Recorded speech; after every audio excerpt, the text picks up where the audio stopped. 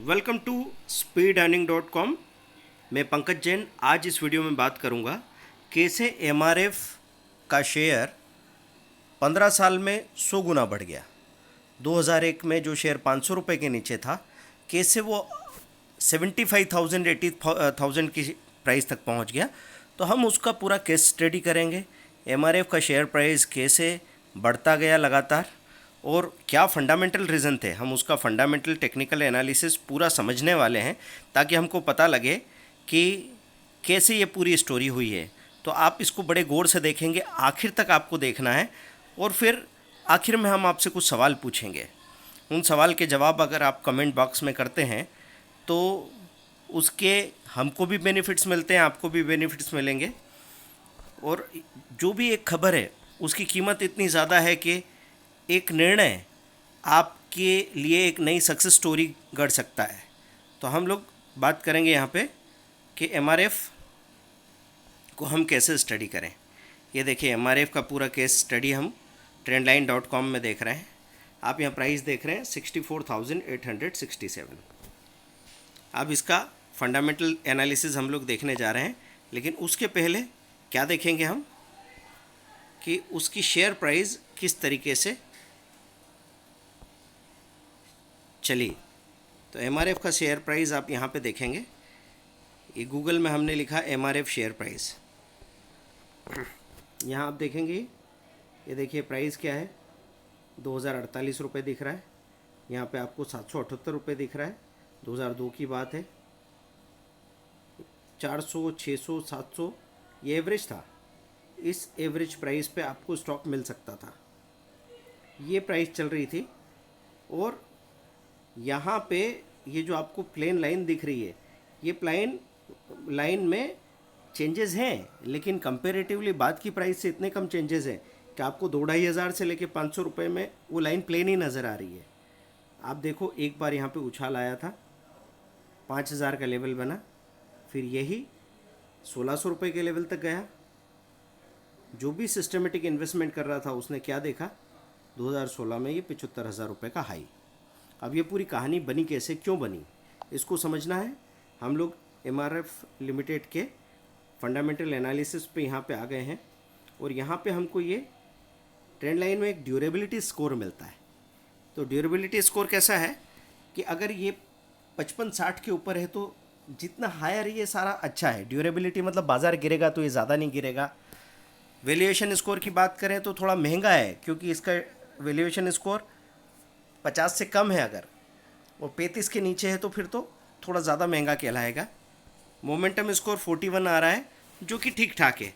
देखिए आप यहाँ पे क्लिक करके देखेंगे तो आपको पता लगेगा कि गुड किसको बोला जाता है। मोमेंटम 60 के ऊपर हो तो गुड है, वैल्यूएशन 50 के ऊपर है तो अच्छा है, ड्यूरेबिलिटी 55 के ऊपर है तो अच्छा है। मतलब कुल मिला के 60 के ऊपर सारी चीज़ें हो तो बहुत अच्छी बात है। 35 टू 55, 30 टू 50, 35 टू 50, मतलब 35 से 55 के बीच में है तो मीडियम है, और लेस देन 35 है, 35, 30, 35 तो बेड है। तो ये तीनों स्कोर्स क्या बताते हैं आपको, ये तीनों स्कोर्स आपको ये बताते हैं कि ड्यूरेबिलिटी कैसी है, मतलब बाज़ार के गिरने पे वो कितना गिरेगा। फिर दूसरी चीज़ ये बताई जाती है कि मोमेंटम कैसा है, अभी उसकी चाल कैसी रहेगी। तीसरी बात ये बताई जाती है कि वैल्यूएशन कैसा है, मतलब अभी उसकी जो कीमत है वो अनफेयर तो नहीं है। यहाँ पे एवरेज ब्रोकर टारगेट में नहीं लिखा है कुछ। मार्केट कैपिटल 27,000 करोड़ की है। Price to book value ratio बहुत ज़्यादा नहीं है। देखो इतनी बड़ी प्राइस है फिर भी 2.5 का price to book value ratio है। मतलब कंपनी के पास अच्छे खासे असेट है, हवा में ही ऐसी प्राइस नहीं हो गई है। पी ट्रेलिंग टीटीएम पिछले 12 महीने का आपको दिख रहा है 19 के आसपास, बहुत ज़्यादा महंगा भी नहीं है। अब हमने इसमें यहाँ पे क्या क्लिक किया है, हम यहाँ पे एक तो पीयर ग्रुप देखते हैं। पीयर ग्रुप मतलब इसी ग्रुप की और कौन कौन सी कंपनीज है वो कैसा परफॉर्म कर रही है। तो पीयर ग्रुप में आपको दिख रहा है एमआरएफ, फिर आपको दिख रहा है डॉल्फिन रबर्स, फिर आपको दिख रहा है बालकृष्ण इंडस्ट्रीज़, फिर अपोलो टायर नज़र आ रहा है, सीएट लिमिटेड दिख रहा है, गुडियर इंडिया लिमिटेड दिख रहा है, जेके टायर दिख रहा है, टीवीएस श्री चक्रा दिख रहा है। तो ये सारी टायर बनाने वाली कंपनीज़ है। एमआरएफ का अलग ही रेट है। ऐसा क्यों है? हम यहाँ पे इनका रेवेन्यू वगैरह देखें तो एक आइडिया लगता है, लेकिन असली चीज़ कहाँ पता लगेगी? हम यहाँ पे इनके फंडामेंटल में एनुअल रिज़ल्ट नीचे जाएंगे, एनुअल रिज़ल्ट देखने की बात करेंगे। ये हमने एनुअल रिज़ल्ट देखा। एनुअल रिज़ल्ट में आपको पता लग रहा है कि 2009 से रेवेन्यू कैसे बढ़ता जा रहा था। देखिए, ग्रोइंग कंपनी है, 5-6 हज़ार करोड़ से 7,500, 10,000, 12,000, 13,000, लगभग 13,400, 20,000, 13,000, 15,000, 16,000, 16,574, इस तरीके से रेवेन्यू बढ़ता गया। पर रेवेन्यू के साथ में एक्सपेंसेस भी होते हैं, तो मेन चीज़ जो हम देखना चाहेंगे वो क्या है? प्रॉफिट्स। प्रॉफिट्स के आंकड़े कैसे थे? 2011 में जो 704 का प्रॉफिट था धीरे धीरे बढ़ा। अब प्रॉफिट ऐसा नहीं है कि एकदम पता नहीं कितनी गुना हो गया हो। एक्चुअली होता क्या है कि बड़ा अच्छा प्रॉफिट लगातार कमाने वाली कंपनीज कम होती है, तो ऐसी कंपनी का हर कोई हिस्सेदार बनना चाहता है, इसलिए उसमें जो अप्रिसिएशन आता है वो बहुत ज़्यादा हो जाता है।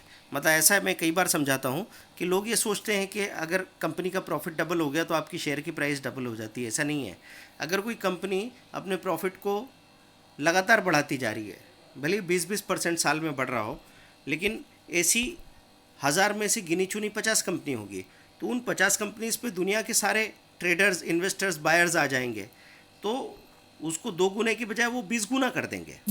तो इस तरीके से आपको ये समझना है कि जैसे बुरे समय में कोई स्टॉक को गिर के जहाँ जाना चाहिए वहाँ से बहुत नीचे चला जाता है, वैसे अच्छे समय में जिस स्टॉक को जहाँ जाना चाहिए वहाँ से कई गुना ऊपर जा सकता है।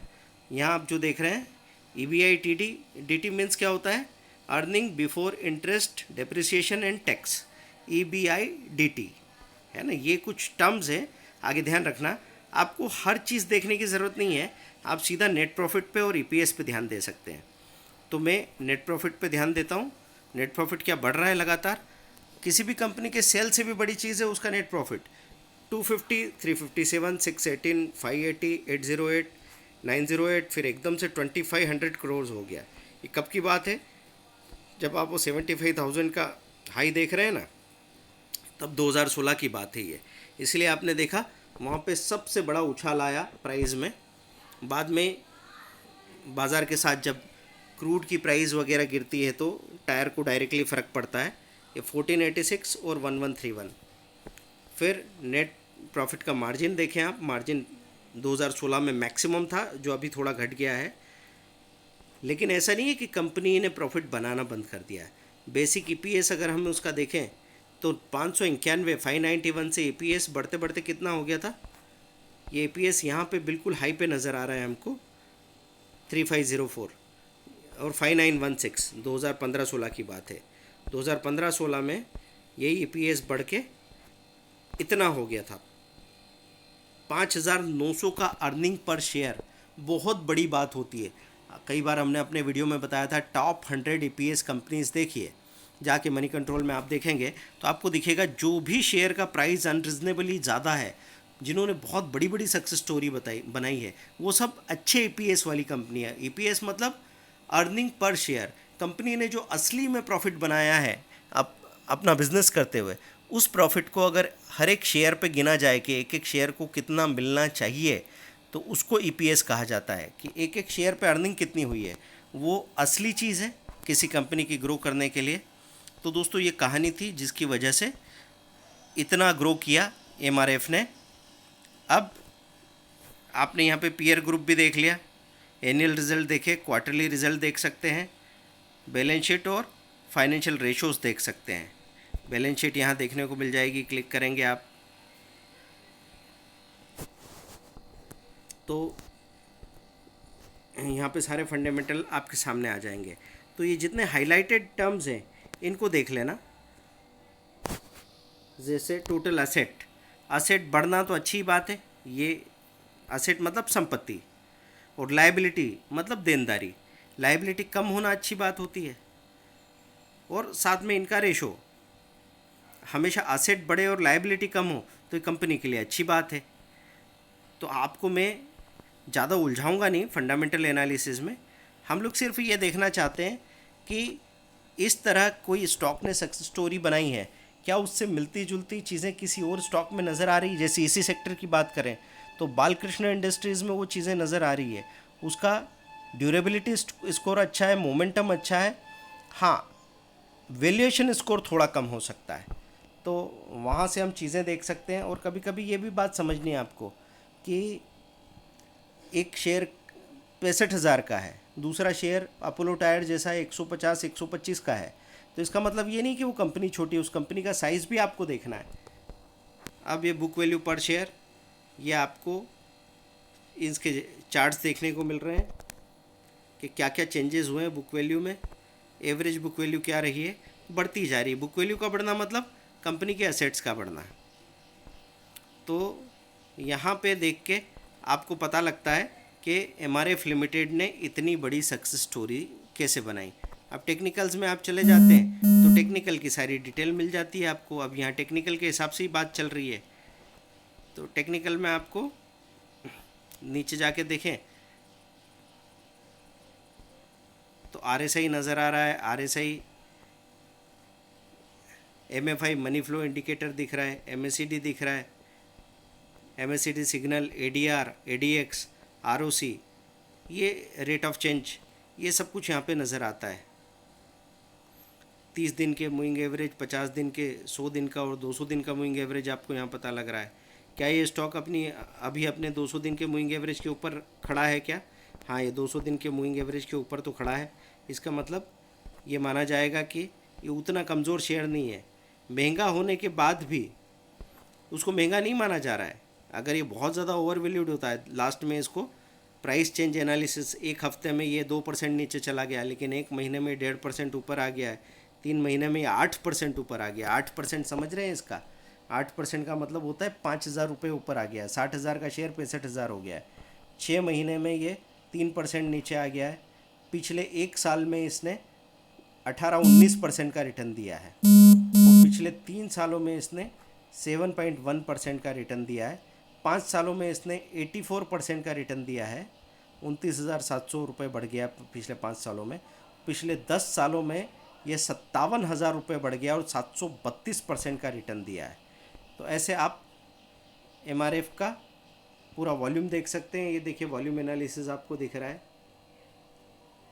मंथ में वॉल्यूम कितना हुआ, वीक में वॉल्यूम कितना हुआ, डे में वॉल्यूम कितना हुआ, और 6 महीने में वॉल्यूम कैसा रहा है। ये सारा आपको यहाँ देखने को मिल जाता है। इसके pivot level, support 1, resistance 1, support 2, resistance 2, support 3, resistance 3, इन पे हम चाहे तो ऑर्डर लगा के भी रख सकते हैं। और कैंडलस्टिक पैटर्न में ये बुलिश हैरमी बना रहा है, तो हम देखेंगे आगे कैंडलस्टिक पैटर्न को आपको समझाएंगे। अगर आप नहीं समझते हैं तो हम कैंडलस्टिक पैटर्न में आपको ये समझाने वाले हैं कि कौन कौन सा कैंडलस्टिक पैटर्न किस तरीके से काम करता है। तो एनगल्फिंग का जस्ट अपोजिट होता है हैरेमी पैटर्न। एनगल्फिंग में आप देखते हैं छोटी कैंडल को बड़ी कैंडल कवर करती है, हैरेमी में बड़ी कैंडल के आगे छोटी कैंडल बनती है, सेकंड कैंडल थोड़ी छोटी होती है जो उसके अंदर अंदर इनक्लोज हो रही है। तो एक्टिव कैंडल स्टिक भी आपने देख लिया। देखिए आपके दिमाग में कई सारे सवाल खड़े हो गए हैं, कुछ बातें हैं जो आप नहीं जानते होंगे। कभी कभी हम सारे सवालों के जवाब एक ही वीडियो में दे दें, ऐसा ज़रूरी नहीं है। कभी कभी हम ये चाहते हैं कि आपके मन में नए सवाल खड़े हों, क्योंकि हम ये नहीं बता रहे हैं आपको कि ये जानकारी है और ज़िंदगी भर इसकी पोटली बांध के अपने पास रख लें। हम आपको ये सिखा रहे हैं कि हमेशा अपडेट कैसे रहना है। हमको छोड़ने के बाद भी 5 साल बाद भी आप अपडेट रह सको, हमारे जाने के 50 साल बाद भी आप अपडेट रह सको। नॉलेज ऐसा होना चाहिए जो आपको आत्मनिर्भर बनाए। तो दोस्तों इस वीडियो को पूरा दोबारा देखेंगे आप, बहुत सारी टिपिकल बातें हुई है। तो अब आप अपने सवाल भेजेंगे कि सर इस टॉपिक पे डिटेल में सिंप्लीफाइड वीडियो बनाइए। एक बात, दूसरा हम आपसे ये चाहते हैं कि आप हमको 3 ऐसे शेयर के नाम लिख के दें जो एमआरएफ जैसी स्टोरी बनाने की तैयारी कर रहे हैं। 3 शेयर ऐसे हम चाह रहे हैं जिसमें आपको ऐसा लगता हो कि जिनका ईपीएस इस तरीके से बढ़ रहा है, और जिनका चार्ट अगर आप देखने जाएं तो उनका चार्ट भी एमआरएफ के चार्ट की तरह ही एक तरफा चलता है। दोस्तों ये जो भी आप क्वेश्चन के आंसर देंगे उन आंसर्स के जवाब में हम लोग भी आपके साथ कुछ अच्छे स्टॉक्स के लिस्ट शेयर करेंगे, पर आपके कमेंट के जवाब में। आप कमेंट करेंगे, कमेंट के जवाब में हम आपके साथ अच्छे शेयर्स की लिस्ट को शेयर करेंगे। कोशिश करेंगे कि अब ताली दोनों हाथ से बजे, क्योंकि जितना पार्टिसिपेशन आप लोगों का रहेगा उतना ही हमको मालूम पड़ेगा कि हम किस दिशा में जा रहे हैं। आप अगर हमको सपोर्ट करते रहेंगे तो सही दिशा में जाने में हमको बिल्कुल परेशानी नहीं होगी, और यहाँ पे जितनी भी मेहनत हम कर रहे हैं उसका मैक्सिमम फ़ायदा आप उठा पाएंगे, और हमको भी हमारी मेहनत का सबसे ज़्यादा रिटर्न मिलेगा। तो दोस्तों, हम इंतज़ार कर रहे हैं, आप तैयारी करें किस चीज़ की। 16 जुलाई को कैप्सूल कोर्स है स्विंग ट्रेडिंग के लिए। जो बहुत बिजी लोग हैं, स्विंग ट्रेडिंग का कोर्स 1 आवर का करेंगे, 799 फ़ी है। 19 जुलाई को संडे को स्प्रेड, स्ट्रेंगल और बटरफ्लाई, इनको समझाते हुए, इन स्ट्रेटेजी को समझाते हुए 1 आवर का कोर्स है, वो भी 799 का है। दोनों ही कोर्सेज़ में सीधी बात यह है कि एक ही ट्रेड में आप शायद अपना पूरा फ़ी वसूल करें और फिर ज़िंदगी भर उसका फ़ायदा उठाते रहें, लेकिन हम ये तो मान ही सकते हैं कि आप कम से कम आपने जो पैसा पे किया है उसका 100 गुना रिटर्न तो 1 साल के अंदर बनाएं। ये कोई बहुत मुश्किल बात नहीं है, बहुत ही आसान बात होगी अगर आपने उस कैप्सूल कोर्स को 5 से 10 बार देखा और प्रैक्टिस करने की कोशिश की। जो भी सवाल आपके मन में उठे वो आपने हमको भेजे, उस पर हमने एग्जाम्पल के साथ नई चीज़ें बनाने की कोशिश की। चैनल को ज्वाइन कर लीजिए, ज्वाइन बटन दबा के अगर आप 59 159 का कोई भी प्लान ज्वाइन कर लेते हैं तो बहुत ही अच्छी बात है, क्योंकि हर चीज़ जो आप इन्वेस्ट कर रहे हैं सीखने में, तो सीखना MRF शेयर से भी ज़्यादा अच्छा रिटर्न देता है। नॉलेज एक ऐसी चीज़ है जिसमें अगर आपने पैसा लगाया तो आप कभी नहीं रुक रहे, कहीं नहीं रुक रहे, आप आगे बढ़ते ही जाने वाले हैं, चाहे आप किसी भी फील्ड में काम करते हो।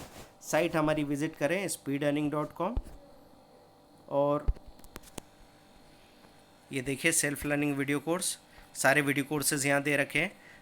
आप वीडियो कोर्सेज़ की डिटेल और सारे डिटेल कोर्सेज़ को भी देख सकते हैं। पेमेंट ऑप्शन या अकाउंट नंबर दिए हुए हैं, पेमेंट करके आप हमको व्हाट्सएप कीजिए। देखिए यहाँ से क्लिक करके आपको सारा पेमेंट ऑप्शन दिख जाता है। यहाँ पे लिखा है पे वाया बैंक अकाउंट, इसको क्लिक किया तो आपको bank account number, QR code सब नज़र आ रहे हैं।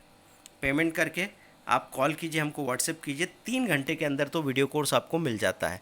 अगर किसी की हिम्मत नहीं है कि 5500 रुपये का वीडियो कोर्स का निर्णय भी उनसे नहीं हो पा रहा है, तो वो 899 का कोई recorded capsule course, morning strategy, afternoon strategy, reversal strategy, या कमोडिटी की इवनिंग स्ट्रेटेजी, या क्रूड की स्ट्रेटेजी, उनको लेके पहले शुरुआत करें। जैसे ही आपको लगे कि ये जो कुछ सीखा है इसका तो हमने 5 गुना पैसा बना लिया है, तब आप उसी पैसे से आगे के सीखने का इंतज़ाम कर लें।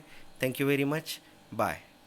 शेयर करें, लाइक करें, सब्सक्राइब करें, बेल आइकन को प्रेस करें, ज्वाइन बटन प्रेस करें।